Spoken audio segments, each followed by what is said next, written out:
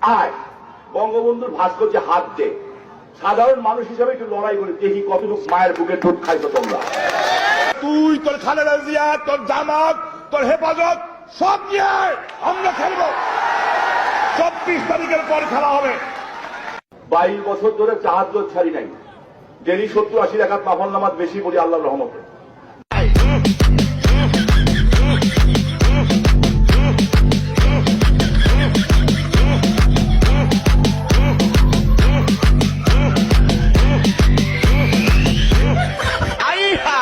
সোনার বাংলায় সোনা পড়লে ভেবে কবি নতুন কয় সাইফুল হাসান লোকমানে কিম গাছের ভিতর বেদল নয় লাগার পরিবেশ বাগান গাছে বেদল চলে না আমরা মামা নতুন না বহুদিনে পুরানা পয়লা জাতের হাতে আছে জিজ্ঞেস কইরা দেখেন না কাজ হবে না টাকা চুলকাইতে চুলকাইতে চামড়া তুলা ফলাইছেন, দামি দামি লুঙ্গি গুলা এক সপ্তাহ পড়তে পারেন না, চুলকাইয়া চুলকাইয়া সিরা ফলাইছেন।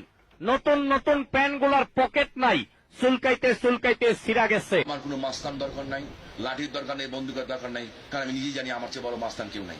আমার বহুত বুকের ভিতরে বহুত সাহস।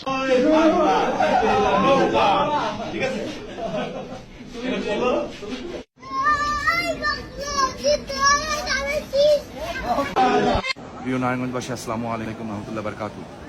আল্লাহর ঘরে দাঁড়িয়ে আপনাদের সবাইকে সালাম জানাচ্ছি।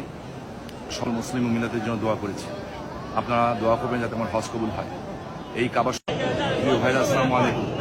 আল্লাহ রহমান রহিম, আল্লাহ গাফুর রহিম, নবীজি রসুল পাক সাল্লাল্লাহু আলাইহি ইসলামের রওজা মুবারকে আছি, রিয়াজুল জান্নাতে।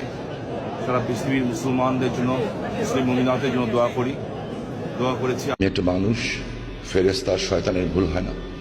মানুষ হিসাবে আমার ভুল হতেই পারে, রাজনীতি করি, অনেক সময় অনেক কথা বলতে হয়, হয়তো যারা অপোজিশনে তারা কষ্ট পান। আমি তাদের সকলের কাছে ক্ষমা চাচ্ছি হাত জোর করে, এবং যারা মুসলিয়ান আছেন তাদের কাছে হাত জোর করে ক্ষমা চাচ্ছি।